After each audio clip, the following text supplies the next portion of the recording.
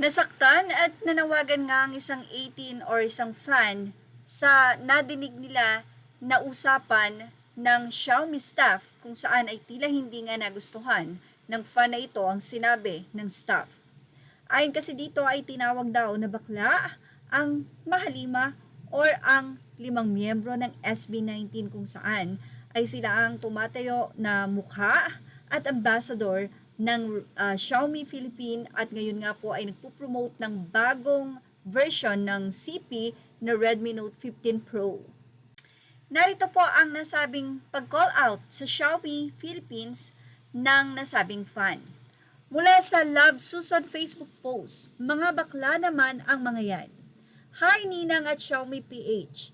Please inform your SA in Gateway branch na endorser and ambassador nyo ang SB19. Bakit naman kailangang tawaging bakla in front of a paying fan in front of 18? Tawanan pa sila to the max. Noon nag-react yung tao, todo gaslight at wala man lang sorry kasi nagbibiroan lang daw sila. Ganun lang daw sila magbiroan. Really? Ginagawang biro na tawaging bakla ang endorser ng brand? Buti, that time nasa SM Makati ako. The SA was super kilig telling story about the boys and mega kwento pa na sold out king sila. Super galing pa daw sa con. Di niya pa alam noon na 18 ako. Kaya naman nakiusap ang 18 fans na dapat daw ay na-update ang nasabi nga po mga staff ng Xiaomi. Mula kay Zorkan Ania, Ninang Xiaomi, pacheck naman sa mga staff ng branches nyo.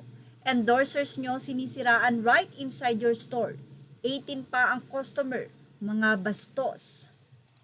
Mula sa panawagan ng isa pang 18 or nasabing author na si Aika Lei, Araneta City, Ninang Araneta o nakakasad may ganyang staff sa Xiaomi branch ng Gateway. Say pa ng isang fans, sana ma-actionan to, pati yung owner ng stall. Gawin ang dapat gawin. Sana more than just disciplinary action ang gagawin, sorry, pero hindi pwede yung mga bully.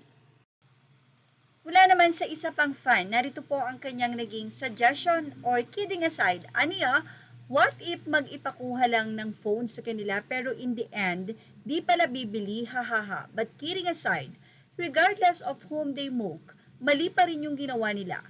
Number 1, so work is customer service and they didn't do it right. Nakakaloka. At narito nga po ang naging sagot ng Xiaomi Philippines. Anila, thank you for bringing this to our attention. On behalf of Xiaomi, we sincerely apologize for your experience. Please be assured that we take concerns like this very seriously and we do not tolerate any form of inappropriate behavior within our community. We are currently investigating the matter and will ensure that it is addressed appropriately.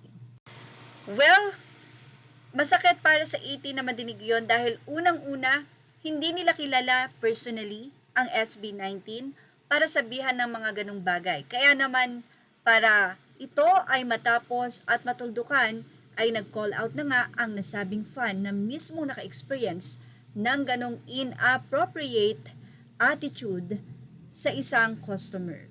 Well, ano masasabi niyo about dito? Ilagay na ang inyong opinion sa ating comment section. Images or all credit to the rightful owners. Please like, share, and subscribe. Thank you for watching Showbiz Now.